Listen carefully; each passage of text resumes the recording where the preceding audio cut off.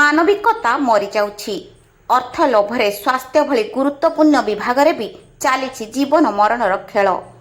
ରାଜ୍ୟରେ ମାଳମାଳ ultrasound centre, କିନ୍ତୁ ନା ଅଛି ଭଲ ଯନ୍ତ୍ରାଂଶ, ନା ଅଛନ୍ତି ଅଭିଜ୍ଞ ଡାକ୍ତର। ରୋଜଗାର ପାଇଁ କେହି ତ ଖୋଲିଦେଲେ, କିନ୍ତୁ ସରକାର ବା ପ୍ରଶାସନ କେଉଁଠି? କାହାକୁ ଅନୁମତି ଦେବା କଥା ଆଉ କାହାକୁ ନ ଦିଆଯିବ ସେସବୁର ସ୍ଥିର କରିବ କିଏ? ଆଇନ କାନୁନର ଧଜିଆ ଉଡ଼ାଇ ଟଙ୍କା ନେଇ ଅନୁମତି ପତ୍ର ଧରାଇ ଦେଉଛି ପ୍ରଶାସନ, ଯାହାର ଫଳସ୍ୱରୂପ ଏଇଭଳି ଦୁଃଖଦ ଘଟଣା ଘଟିଯାଉଛି।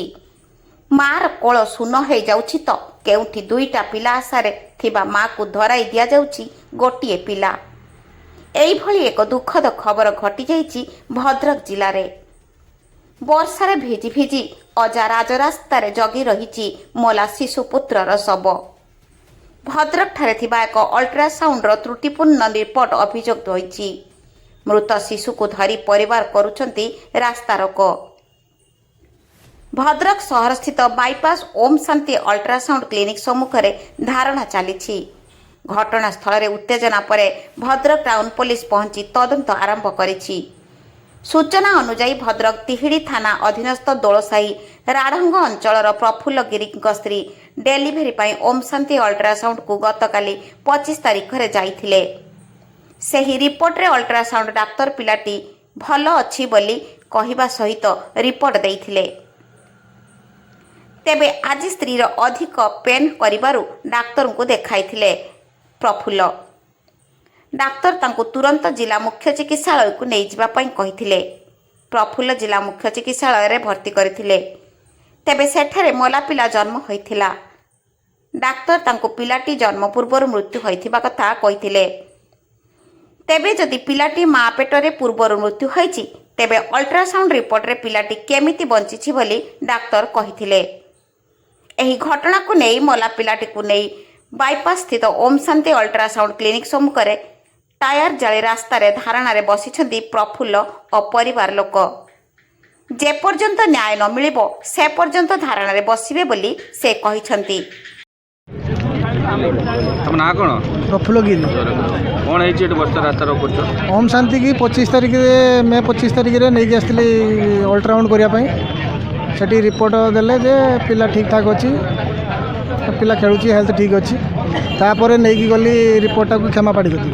କ୍ଷମାପାଡ଼ି ମ୍ୟାଡ଼ାମ୍ ଦେଖିଲେ ସେ ରିପୋର୍ଟଟା, ତାଙ୍କ ଅନୁସାରେ କହିଲେ ଠିକ୍ ଅଛି ରିପୋର୍ଟ, ପିଲା ଠିକ୍ ଅଛି। ତାପରେ ପଳେଇ ଆସିଲି। ତା ପରଦିନ ଜୋରରେ ପେନ୍ ହେଲା, ନେଇକି ଗଲି କ୍ଷମାପାଡ଼ି କତିକି।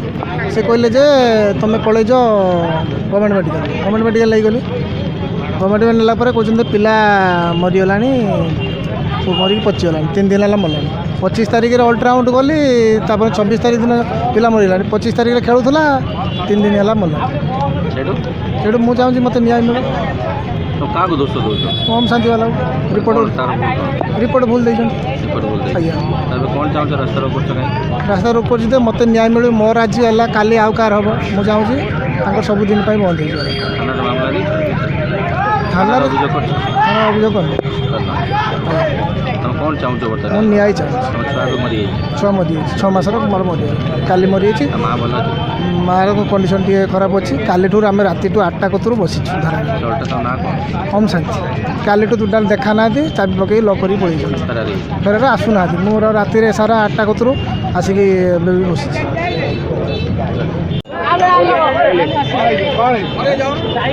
ଆପଣ ପରିଚୟ?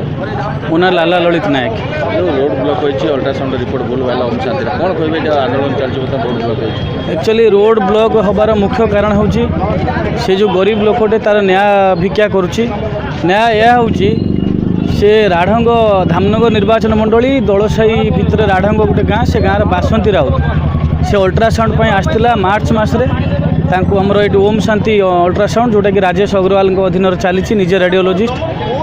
ସେ ବିଷୟରେ ଯେତେବେଳେ ଆମର ମାର୍ଚ୍ଚ ମାସରେ ଯେଉଁ ରିପୋର୍ଟ ଆସିଲା, ଆପଣ ଦେଖିବେ 7 ଦିନରୁ 8 ଦିନ ଗ୍ୟାପ୍ ଥିଲା, ଯେଉଁଟାକି ଡେଟ୍ ଅଫ୍ ଡେଲିଭରି। ଆପଣ ଯେତେବେଳେ ମେ 25 ତାରିଖ ମାନେ ପହରଦିନ ଯେଉଁ ଡେଲିଭରି ପୁଣି ଅଲ୍ଟ୍ରାସାଉଣ୍ଡ କରାଗଲା, ସେ ରିପୋର୍ଟରେ ମାସେ ଗ୍ୟାପ୍ ଆସିଲା। କିନ୍ତୁ ସେତେବେଳୁ ଛୁଆ ଏକ୍ସପାର୍ଟ କରିଗଲାଣି। କିନ୍ତୁ ରିପୋର୍ଟ ମୁତାବକ ଛୁଆ ସୁସ୍ଥ ଅଛି।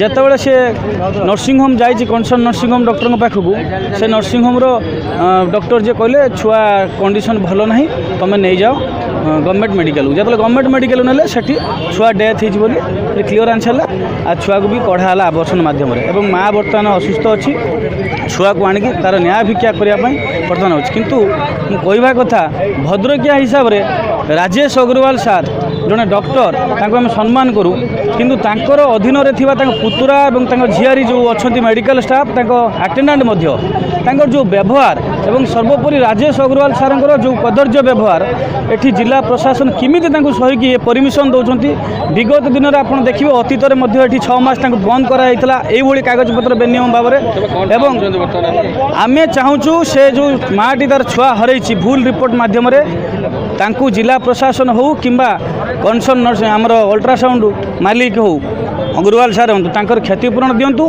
एवं मु रिक्वेस्ट करी सीडीएम महोदय को एवं जिलापाल महोदय को ए राजेश अग्रवाल को अधीन में चली ओम शांति अल्ट्रासाउंड को पूरा कागज पत्र तनाघन करूँ जदि ठीक अच्छी चलातु जदि न ठीक अच्छी कठोर कठोर दंडित देकी सारा राज्य में गोटे उदाहरण सृष्टि करूँ भविष्य में कौन से अल्ट्रासाउंड मालिक एमती करने को पछे आगेबे नहीं। धन्यवाद। तेबे पूर्वरु एही बळी भूल रिपोर्ट एही क्लिनिक देउछि बोली स्थानीय बासिंदा माने अभियोग करिसंती। तेबे घटनास्थल रे टाउन पुलिस पहुंची घटनार तदंत आरंभ करिछि मात्र प्रशासन एहा परे भी केते सचेतन हेउछि देखिबाकू बाकी रहिला। Bureau report Odia news live. अधिक जानिबा पई आम चैनल को लाइक शेयर सब्सक्राइब करने को आदौ भूलंतु नाही। सतेज खबर सठिक खबर आमे देखाइबो खबर पछर खबर।